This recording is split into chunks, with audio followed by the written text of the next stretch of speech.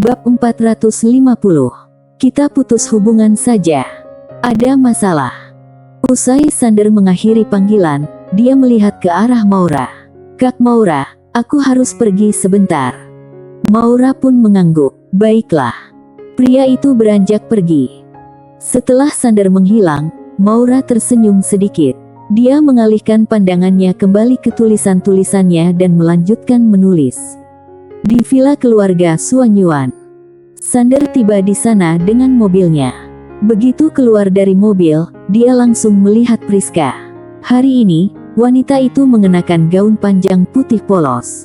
Dia masih mengenakan cadar, terlihat seperti peri yang tidak terikat oleh duniawi. Priska segera mendekat begitu melihatnya. Dia terlihat agak gelisah. Sander sedikit penasaran sehingga bertanya, "Ada apa, Nona Priska?" Priska menjawab, "Ikuti aku." Usai berkata demikian, dia menarik Sander masuk ke dalam villa. Tak lama kemudian, Priska membawa Sander ke depan menara pedang. Di sana, berkumpul beberapa ahli kuat. Kebanyakan adalah ahli keluarga Suanyuan yang sudah dikenal Sander. Begitu melihat Sander, mereka semua mengangguk untuk memberi salam. Awalnya, mereka tidak tahu tentang hubungan antara Sander dan Priska, jadi mereka selalu menganggap mereka adalah pasangan. Priska hendak berbicara, tetapi tiba-tiba pria itu mendongak dan melihat ke arah menara pedang, seolah-olah merasakan sesuatu yang aneh. Ekspresinya berubah menjadi serius. Di sisi lain, Priska bertanya dengan pelan, "Apa kamu merasakannya?" Sander bertanya dengan antusias, "Apa yang terkunci di bawah menara pedang ini?" Priska menggeleng, "Entahlah." Pria itu menoleh ke arahnya. Priska menjawab sambil menunduk, "Kami tidak tahu apa yang terkunci di dalam sana. Yang kami tahu adalah leluhur kami yang menempatkannya di sana." Setelah sekian lama, menara pedang tidak pernah menunjukkan tanda-tanda kehidupan. Kami pikir entitas yang terkunci di dalamnya mungkin sudah mati.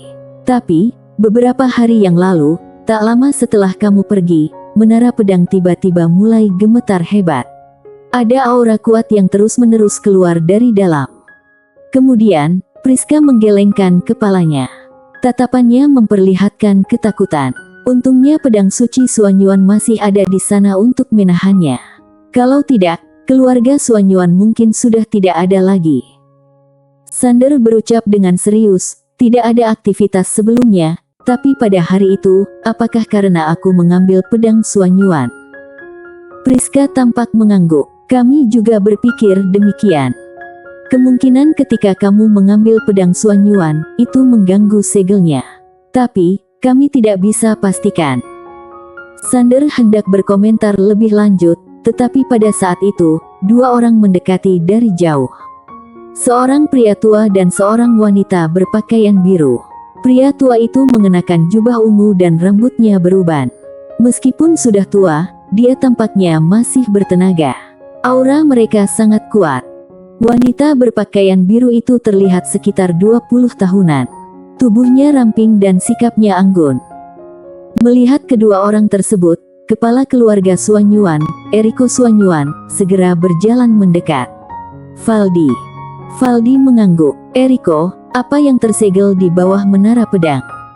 Eriko tertawa getir. "Kami masih belum tahu. Sekarang, menara itu penuh dengan aura jahat. Kami tidak berani masuk. Entah berapa lama pedang suci Suanyuan bisa bertahan." "Ah."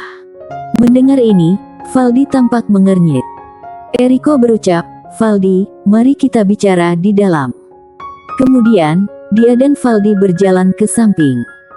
Sementara itu, wanita yang bergaun panjang biru menyaksikan menara tersebut. Matanya terlihat sedikit penasaran. Di sisi lain, Sander melirik kedua orang tua tersebut, lalu bertanya, "Priska, mereka siapa?" Priska menjawab, "Kepala keluarga Qin, Valdi Qin." "Keluarga Qin?"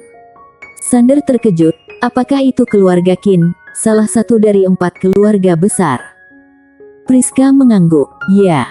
Sander agak terkejut, dia tidak menyangka akan bertemu keluarga Qin di sini.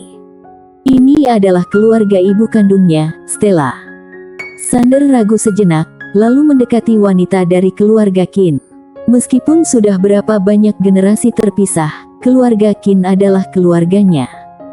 Melihat Sander mendekati wanita bergaun biru itu, Priska agak bingung. Sander berjalan ke hadapannya dan bertanya, "Nona, siapa namamu?" Sapaan tiba-tiba itu membuat si wanita sedikit terkejut. Dia melihat Sander dengan penasaran. Kala itu, Priska datang dan memperkenalkan, dia adalah nona muda keluarga Qin, Jennifer Qin. Jennifer. Sander tersenyum dan berucap, "Halo, namaku Sander." Dia mengeluarkan ponselnya, lalu menambahkan, "Ayo, kita tukar nomor agar bisa tetap berhubungan di masa depan." Priska membeku dengan ekspresi terkejut. Jennifer melihat Sander, tetapi tidak berkata apa-apa. Ini pertama kalinya dia diminta nomor kontaknya dengan begitu lugas. Pria ini benar-benar lugas. Melihat Jennifer tidak menjawab, Sander hendak berkata lebih banyak, tetapi Priska segera menariknya ke samping. Dia memandang Sander dan bertanya, "Kenapa?" Sander agak bingung, "Kenapa apa?" Priska ragu sejenak, lalu bertanya, "Apa kamu ingin mengenalnya?" Sander mengangguk. Priska melihatnya sekilas, tetapi dia tidak berkata apa-apa. Melihat ekspresi Priska, Sander tersenyum dan menggeleng. "Kamu salah paham. Aku hanya ingin mengenalnya untuk menjadi teman saja." Dia melihat ke arah Jennifer yang berdiri di samping. Kala itu, Jennifer juga sedang menatapnya. Melihat ekspresi dan pandangan Jennifer, pria itu menggeleng sambil tersenyum. Mungkin dia terlalu lugas. Sander berencana untuk menjelaskan, tetapi kala itu, menara pedang tiba-tiba bergetar hebat. Kemudian, aura menakutkan tiba-tiba memancar dari dalam menara pedang. Bam! Seketika itu, seluruh pegunungan mulai bergoyang dengan keras. Melihat adegan ini, ekspresi semua orang di sana berubah. Sander menatap menara pedang. Dia merasakan aura menakutkan di dalamnya, tetapi dia tidak bisa menggunakan kesadarannya. Itu sebabnya, dia tidak tahu apa yang dikunci di dalam menara pedang. Pada saat itulah, pedang suci Xuanyuan yang berada di puncak menara tiba-tiba memancarkan sinar emas. Sinar emas itu mengalir turun dengan deras dan langsung meliputi seluruh menara. Seiring dengan penutupan sinar emas, kekuatan kuat di dalam menara seketika tersegel dan tidak bisa keluar. Adegan ini membuat Priska merasa lega, tetapi kemudian ekspresinya berubah serius. Sebab, mereka bisa merasakan bahwa pedang suci Xuanyuan tidak akan bisa bertahan lama. Setelah sekian lama, kekuatan besar itu perlahan kembali ke dalam kedalaman bumi dan menara itu kembali tenang. Sander tiba-tiba berucap, "Aku akan masuk dan melihat." Usai berkata demikian, dia menuju ke arah menara. Priska segera menahan dia. "Itu berbahaya." Sander membalas sambil tersenyum, "Aku akan baik-baik saja." Priska ingin mengatakan sesuatu lagi, tetapi Sander sudah masuk ke dalam menara. Priska ragu sejenak, lalu segera mengikutinya. Jennifer juga bergabung setelah merenung sejenak. Setelah 3 orang masuk ke dalam menara, Sander melihat sekelilingnya. Kini, banyak sekali aksara emas muncul di dinding menara dan memancarkan kekuatan misterius yang kuat.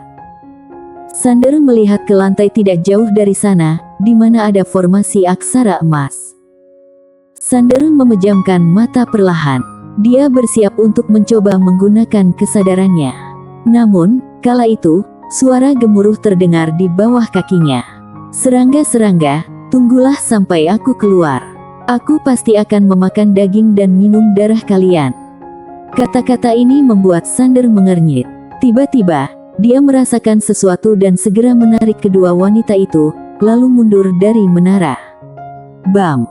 Begitu ketiga orang keluar dari menara, menara itu kembali bergetar hebat. Di atas menara, pedang suci Xuanyuan lagi-lagi memancarkan cahaya emas yang menakutkan.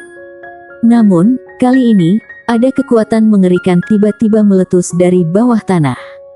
Kekuatan ini menghantam cahaya emas yang dipancarkan oleh pedang Xuanyuan. Di bawah tekanan kekuatan itu, cahaya emas mulai retak. Melihat adegan ini, semua orang di sana, ekspresi semua orang termasuk para ahli keluarga Xuan Yuan menjadi sangat buruk. Mereka tidak tahu apa yang ditahan oleh menara dan pedang Xuan Yuan. Namun, mereka tahu bahwa jika entitas misterius di bawah tanah itu keluar, itu akan menjadi bencana bagi keluarga Xuan Yuan. Sander melihat cahaya itu dan berucap dengan serius, pedang ini tidak bisa menahannya lagi.